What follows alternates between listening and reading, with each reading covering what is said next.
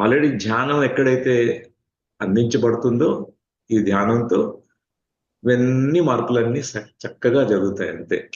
Plus ఒక మహిళ ఇంకొక మహిళకి ఎప్పుడు సహకరించుకోవాలి. మామూలుగా జెలసీస్ ఉంటాయి. మహిళకి జెలసీస్ ఉంటాయి.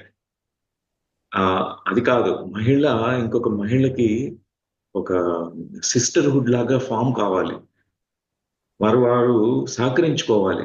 కోఆపరేట్ చేసుకోవాలి. ఆ విధంగా ఎంతో గొప్పగా ఈ మొత్తం ప్రపంచమంతా గూడా మహిళలలో ఈ జాగృతి రావాలి. ఈ జాగృతి వస్తుందప్పుడే. శక్తి ఆల్రెడీ ఉంది. అందరిలో ఉంది ఆ శక్తి. కానీ అది నిద్రాణంలో ఉంది. నిద్రపోతూ ఉంది.